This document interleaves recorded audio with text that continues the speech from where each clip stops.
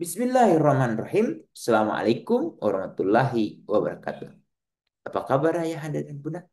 Alhamdulillah kita masih diberi kesempatan oleh Allah untuk berbagi informasi.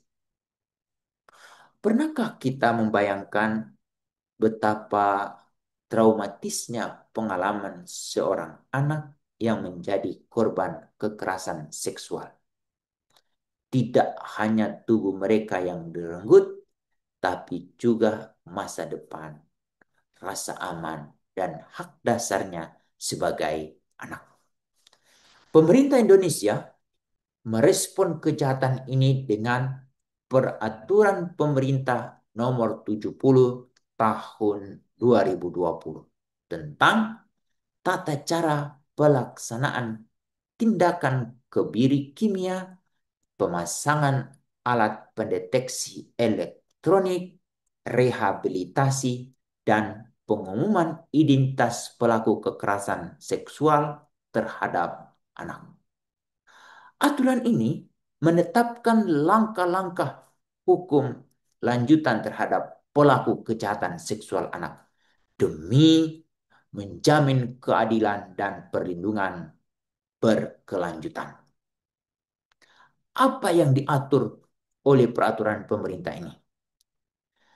Peraturan ini bertujuan untuk mencegah pelaku mengulangi perbuatannya, melindungi anak-anak lain dari risiko yang sama, memberi efek jerah kepada pelaku kejahatan seksual, menjamin proses rehabilitasi fisik, psikologis, dan sosial bagi anak korban, lalu membangun sistem keadilan pidana yang berpihak pada kepentingan terbaik anak.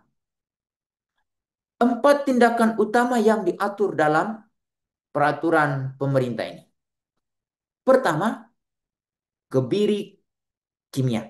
Pemberian obat hormonal untuk menekan hasrat seksual pelaku yang dilakukan setelah evaluasi medis dan psikologis. Kedua, pemasangan alat deteksi elektronik sebagai alat pelacak pergerakan pelaku pasca pembebasan bersyarat atau setelah menjalani pidana pokok.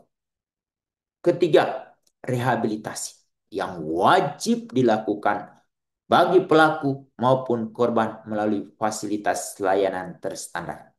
Lalu yang keempat, pengumuman identitas pelaku melalui media resmi agar masyarakat dapat melakukan langkah pencegahan dan perlindungan terhadap anak di lingkungannya. Mengapa ini relevan untuk ayah dan bunda?